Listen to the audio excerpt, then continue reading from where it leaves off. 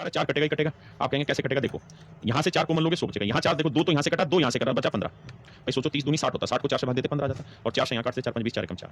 मेरे बच्चे 100 आया, 15 गुना 26 करेंगे, पहली बात तो लॉस आएगा क्योंकि माइनस की वैल्यू बड़ी आ जाएगी, 100 से बड़ी आएगी, तो लॉस जहाँ है वही मेरा आंसर, ये दोनों आंसर नहीं होंगे। अब भाई गुना करें 15 6 90, 15 दूनी 30 और 9 39, 390 में से 100 गया मेरे भाई, बचा माइनस 290 बटे 51।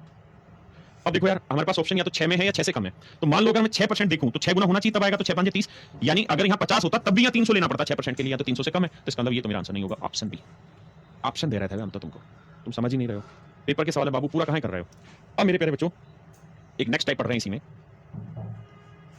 पहली condition, selling price of both article is same, both article is same, is same, दोनों आर्टिकल का सेलिंग प्राइस सेम होना चाहिए। दूसरी कंडीशन, ये C1 ये C2, एक पर X% का प्रॉफिट है, एक पर X% का लाभ,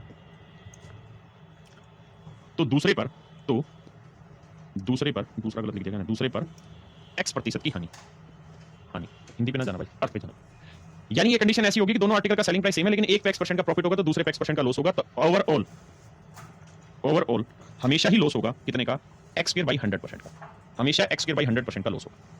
आप कहें कैसे निकला, सेम वही फार्मूला, सोचो सोचो कभी ऐसा हो तो क्या हो, हम और तुम एक साथ प्रॉफिट एंड लॉस पढ़ रहे हैं, और ना कि सर गलती से डाउट पूछ ले तुमसे। आओ भैया सुंदर सा गाना सुना रहे हैं तुमको, आइए भैया 100 into x + y + 2xy, सोचो कभी ऐसा हो तो क्या हो। अब मेरे प्यारे बच्चों मैंने क्या कहा कि भाई x का प्रॉफिट है तो x का ही लॉस है, यानी मेरे बच्चे मेरा विषय जो है numerical value of this one and numerical value of this one would be same. एक जगह 1% का प्रॉफिट तो दूसरी जगह 1 का लॉस, एक जगह 100% प्रॉफिट तो 100% लॉस, एक जगह 20% प्रॉफिट तो दूसरी जगह 20% लॉस, न्यूमेरिकल वैल्यू सेम हो। तो बाबू एक बात बताओ, अगर x और y दोनों सेम है, यानी यहाँ x% प्लस का है तो यहाँ माइनस का x, तो x करके 0 बना, 0 को इससे गुना किया 0 हो गया। यहाँ x into x करोगे भाई, एक तो प्रॉफिट हुआ x का और दूसरा लॉस हुआ, तो x into x क्या हुआ x², तो ये हुआ -2x²। हाँ जी, और मेरे बच्चे यहाँ -x करेंगे तो x करेगा, बचा क्या 200%। जब सोल्व करोगे ना बाबू 2 एकम 2 2 से कट जाएगा, तो आंसर आएगा x² बटे 100%। That's I write it there, ये मैंने लिखा मेरे प्यारे बच्चों। अगर दो आर्टिकल का सेलिंग प्राइस सेम हो, एक पे X% का प्रॉफिट हो, दूसरे पे X% का loss, x numerical value same है, तो इसका एक शॉर्टकट बन सकता है सीधा सीधा कि सर ऐसे सवाल में हर हाल में लॉस ही होगा, प्रॉफिट नहीं होगा, हर हाल में लॉस ही होगा, प्रॉफिट नहीं होगा। दूसरी बात कि सर ओवरऑल -x² बटे 100% का लॉस होगा। तय बताइए भाई, यदि दो भाई माफ करना, यदि दो वस्तुओं का विक्रय मूल्य समान, यदि एक पर X% का लाभ दूसरे पर X% का हानि, इस selling price of two article is same, कहता है सेलिंग प्राइस सेम है, एक पे X% प्रॉफिट तो दूसरे पर X% का लॉस, तो ओवरऑल क्या होगा, ये हमारा सवाल है। तो मेरे बच्चे ऑप्शन में दिक्कत है, चेंज कर दे रहे हैं आपके लिए से।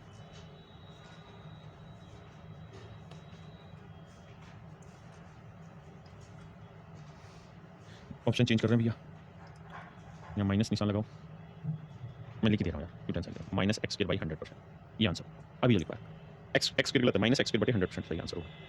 आइए कहते हैं एक व्यक्ति इतने रुपए वस्तु के मूल्य पर दो वस्तुएं बेचता है,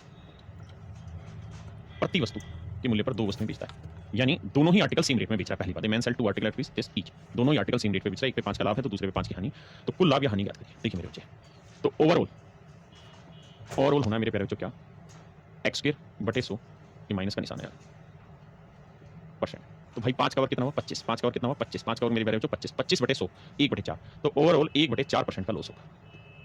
किसी भाई को कोई लफड़ा आएगा, कोई दिक्कत होगी तो 10 यार मैनू 1 बटे 4% का लॉस होगा। इसको अगर फ्रैक्शन में बदलोगे तो 1 बटे 400 होगा। आपने कहा जी हाँ, यानी मेरे प्यारे बच्चों अगर हम इस आर्टिकल का CP 400 यूनिट लेते हैं, ओवरऑल दोनों आर्टिकल का CP 400 यूनिट है, तो मेरे प्यारे बच्चों हमको ओवरऑल जो लॉस होगा वो 1 यूनिट का होगा, तो ओवरऑल सेलिंग प्राइस जो होगा वो 399 यूनिट होगा। यानी दोनों आर्टिकल का कॉस्ट 400 है, तो एक का लॉस तो सेलिंग प्राइस 399 यूनिट, 399 यूनिट 9975 रुपये, तो 1 यूनिट की वैल्यू बटे 399। हाँ जी, अब मेरे भाई से भाग देंगे और भाग देके कमाल कर देंगे। 1 यूनिट की वैल्यू पूछिए कि भैया 1 यूनिट का वैल्यू क्या होगा, 1 यूनिट की वैल्यू क्या होगी। अब मैंने गड़बड़ क्या करी है मेरे भाई, उस बात को सुनना। मैंने गड़बड़ ये करी है कि सवाल ने कहा है कि दोनों आर्टिकल का CP 400 है, तो दोनों का पे लॉस कुल मिला के 1 यूनिट होगा, दोनों का सेलिंग प्राइस होगा 399 यूनिट। हाँ जी, लेकिन सवाल ने कहा कि भाई दोनों आर्टिकल का सेलिंग प्राइस नहीं है, ये तो एक आर्टिकल का सेलिंग प्राइस है, यानी दोनों आर्टिकल का एक्चुअल में सेलिंग प्राइस होगा 9975 रुपए गुना 2, क्योंकि ये तो एक आर्टिकल का सेलिंग है तो दोनों का इतना 399 यूनिट इतना, तो 1 यूनिट बटे 399, तो 1 यूनिट की वैल्यू इतनी, तो भैया 1 यूनिट की वैल्यू ही हमें पूछी थी, वही मेरा आंसर होगा। अब मेरे बेटे कटिंग चालू करते हैं, तो आप कहेंगे सर 9 से कट रहा है, 7 5 12 9 से नहीं कटेगा, 3 से कटेगा, 3 एकम 3 3 3 9 3 3 133, 3 3 9 3 3 9 3 2 6 3 5 15। अब भैया और किससे कट रहा है, 19 7 133, 7 से भी कट रहा है, तो 7 से पहाड़े तो याद है आपको, 7 से देखो कट रहा है, 7 5 7 हाँ कट रहा होगा क्योंकि पॉइंट ऑफ आंसर है नहीं, तो 19 से भी कटेगा, तो 19 7 133, 19 से काटेंगे 19 एकम 19, 19 एकम 19 तो बचा कितना मेरे भाई, तो आप कहेंगे 3 13 और 1 14, 19 7 133, 19 5 195, ठीक है जी, 7 से भी कटेगा, 25 7 175 और 25 दूनी 50, यानी कुल मिला के उस एक यूनिट की वैल्यू 50 रुपये और एक ही यूनिट की वैल्यू उसने पूछी थी, मतलब मेरे पैर पे कुल मिला के जो लॉस हुआ 50 रुपये का। सोचो ऐसा हो तो क्या हो, एक ढक्कन का 1/400 क्यों लिया भाई? ओवरऑल लॉस हुआ 1/4%, यानी अगर डेसिमल में निकालोगे तो 5 5 25 0.25% का लॉस होगा। इसकी फ्रैक्शन बना दी, परसेंटेज वाला बटे 16 लगा दिया, तो फ्रैक्शन लिया यार, क्या बात कर रहा है इसमें? एक भाई कह रहा है इसमें लॉस पूछा, इसने लॉस परसेंटेज नहीं पूछा, इसने पूछा कि ओवरऑल कुल मिलाकर रुपए में लॉस कितना होगा ये बताओ। मैं जानता हूं आपको समझ नहीं आया, लेकिन मैं ये भी जानता हूं मैं आपको 500% समझा दूंगा इसको, बस आप पेशेंस रखो। सोचो कभी ऐसा हो तो क्या हो।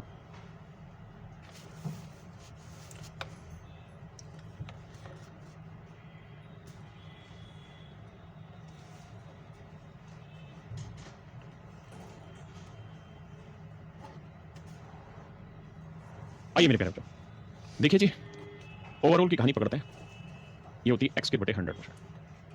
आइए मेरे प्यारे बच्चों, बात पल्ले पड़ेगी तो दूर तक जाइए। कहते हैं मैन सेल 2 पाई सेट रुपीज 12 ईच। कहता है एक आदमी ने 2 आर्टिकल 12 रुपए प्रति में बेचे, मतलब दोनों आर्टिकल का कॉस्ट ना दोनों आर्टिकल का सेलिंग प्राइस सेम की दर से 2 पाई पे बेचता है। एक में 20% का प्रॉफिट तो दूसरे में 20% का लॉस। तो मेरे बच्चे ओवरऑल क्या होगा? देखिए बहुत सारे बच्चे कंफ्यूजन में मत रहे, समझे।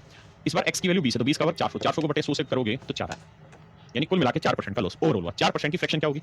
1/25, यानी कुल मिला के अगर चीजें हमने 25 यूनिट की खरीदी हैं, दोनों चीजें 25 यूनिट की खरीदी मेरे भाई, तो कुल मिला के हमें दोनों ही आर्टिकल पे कुल मिला के लॉस हुआ 1 यूनिट का, और ओवरऑल सेलिंग प्राइस होगा 25 में 24 यूनिट। जबकि दोनों आर्टिकल का कुल मिला के जो सेलिंग प्राइस है वो 12 24 रुपए।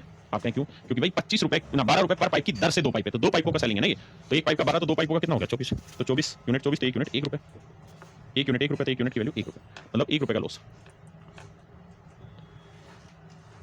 ऑप्शन ही गलत है, यहां चेंज कर लीजिए।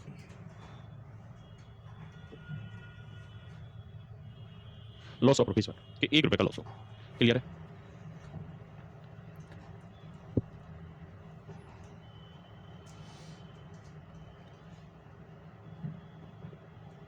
देखिए मेरे बच्चे, बात को मोटे रूप में समझिए।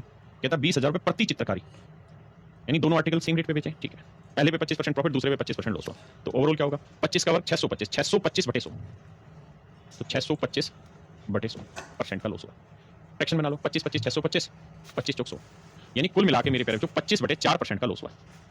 मैं कहूँ इस परसेंटेज की फ्रैक्शन बनाए तो सब बना लो 25/4, परसेंटेज का मतलब बटे 100, 25/4 परसेंटेज का मतलब बटे 100, 25 कम 25 25 चौक 100, यानी -1/16। यानी दोनों चीजें अगर हमने 16 यूनिट में खरीदी हैं तो ओवरऑल लॉस जो होगा उसको वो 1 यूनिट का होगा। तो दोनों ही चीजें जो बेची जाएंगी तो 16 में 1 15 यूनिट की बिकेंगी, जबकि दोनों आर्टिकल बेचे हैं 20 दूनी 40,000 के, क्योंकि भैया एक आर्टिकल बिका है ना, यही है ना भाई, ध्यान देना। लास्ट ईयर मिस्टर ई वो two painting, this year he sold them for ₹20,000 each, 20,000 रुपए प्रत्येक की दर पे उसने ये कहानी करी। तो भैया किसी भाई को, मेरे भाई 16 में 2 का लॉस कैसे होगा? आप कैसे समझाओ इस बात को यार? 12 रुपए पर आर्टिकल के रेट से उसने 2 पाइप बेची है ना, तो दोनों पाइपों का ओवरऑल लॉस सेलिंग प्राइस कितना हो गया? 24 रुपए। और ये जो है ये ओवरऑल ही तो निकला ढक्कन, ओवरऑल का मतलब कुल मिला के। कैसी बातें कर रहे हो यार? अब आइए, तो 15 यूनिट इतना, तो 1 यूनिट की वैल्यू हमें चाहिए, तो बटे 15। देखो यार 15 दूनी 30, पहली बात तो लॉस होगा, 2,000 से बड़ा लॉस होगा, तो he lost more than ₹2,000, option B ठीक है। ही लॉस्ट मोर देन, अरे ए और बी ऑप्शन सेम है ना, मोर देन ₹50,000। हाँ ऑप्शन में मिस्टेक रखी, ऑप्शन में मिस्टेक है भाई, बी ऑप्शन इस हिसाब से ठीक होगा। कहता है एक व्यापारी 2 मशीनें 12,000 रुपए प्रति मशीन की दर से बेचता है, एक मशीन पर 32% का लाभ, दूसरे में 32% की हानि होती है, तो ओवरऑल क्या होगा भाई? लॉस होगा। 32 का वर्ग कितना हुआ? नहीं पता, मारो गोली। तो 32 का वर्ग यानी 32 गुना 32 बटे 100%, इतने का होगा मेरे प्यारे बच्चों कुल मिला के लॉस। यहाँ तो परसेंटेज में ही पूछ रहा है तो कोई लफड़ा ही नहीं है। अब देखो 32 गुना 32 करोगे तो 32 का वर्ग निकालना है, जिनको कैलकुलेशन नहीं आती उनको मैं सीधा सीधा बता रहा हूँ। 2 का वर्ग 4, 3 दूनी 6, 6 दूनी 12, 3 का वर्ग 9, 9 1 10, 1024, ऊपर आएगा 10 24 बटे 100% का लॉस।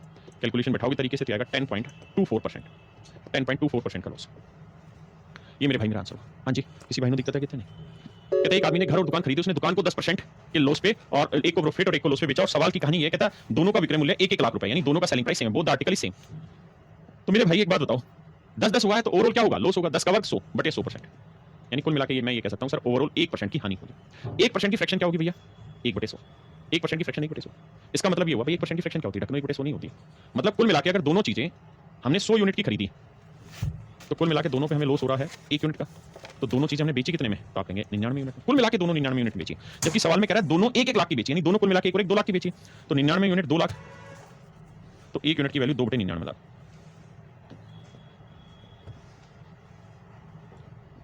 2/99 लाख। ये मेरे प्यारे बच्चों मेरा आंसर।